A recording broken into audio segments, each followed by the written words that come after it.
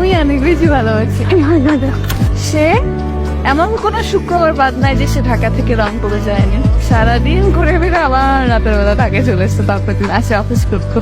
তো সুন্দর হাসিটা, হাসিটা আমার অনেক পছন্দ। সে হাসলে আমি সবকিছু ভুলে যাই, যত রাগ করি না কেন। সিক্রেট কথা হাসি। সে সুন্দর মেয়ে দেখতে খুব পছন্দ করে, সাথে সাথে আমিও দেখাই দিই ওই যে ওই মেয়েটা সুন্দর। তখন দেখবে আর বাড়িতে গিয়ে তো আমাকেই দেখতে হবে।